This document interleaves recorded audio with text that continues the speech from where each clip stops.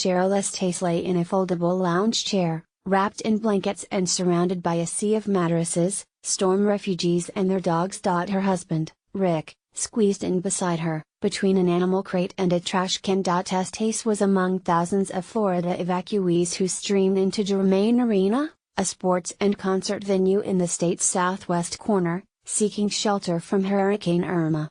They included a large contingent of elderly and medically frail residents of one of the world's premier retirement destinations.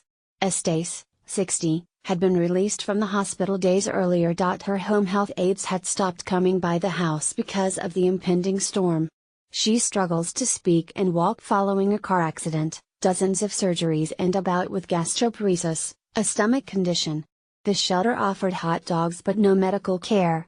"It's difficult to be here in the condition she's in and with all the medicine," said Rick Estes, 64. The large population of elderly residents in South Florida is posing a severe test for officials scrambling to respond to one of the most powerful storms to ever threaten the state. How emergency responders mobilized to care for senior citizens could have a profound impact on the number of deaths and injuries Irma claims when it makes its expected landfall. The storm has killed at least 22 residents of islands along its destructive path. The elderly are particularly vulnerable in storms and floods, especially those who live alone, suffer from chronic medical conditions or face physical and mental disabilities, experts said. A 2008 study of deaths from Hurricane Katrina found that nearly half of a representative sample of victims were older than 75. Florida has among the highest concentrations of senior citizens in the nation. The U.S. Census Bureau estimates there were more than 1.6 million people who were at least 75 years old in Florida in 2015, and it considers almost half of them disabled.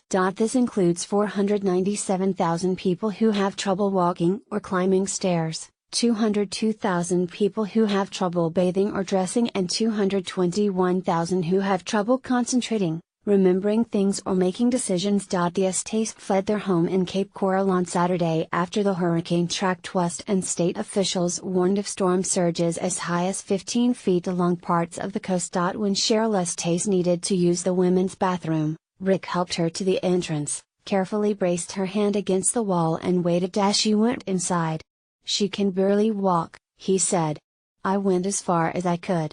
The demand for shelters along the west coast of Florida on Saturday quickly overwhelmed the available facilities, staff and resources, leaving authorities scrambling to accommodate the human tide flowing into an expanding number of shelters. Jack and Mary Jo Shively, 85 and 78, were turned away from 3 shelters at public schools and waited for hours before finally getting into Germain Arena.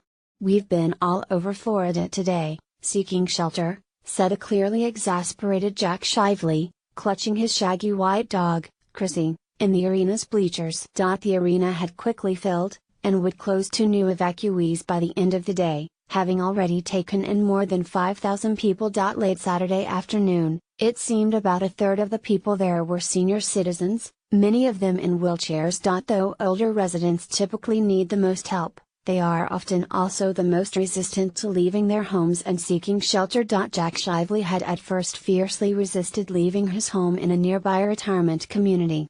"I'll sit right here and ride this out," he told his wife earlier in the day. Mary Jo Shively finally convinced her husband to leave with the help of their daughter, Jackie Gumo, who had flown in from Philadelphia to safeguard her parents. "I got outvoted," he said as he watched the shelter's population swell. "I don't think I can sit here all night, but I guess I'll have to." Other older residents who came to the shelter decided they couldn't stand it. Eileen Girac, 83, stood on the corner in the afternoon, complaining about the shelter's conditions and waiting for a friend to help her relocate back to her nearby home. "It's like hell in there," she said, "and people keep coming.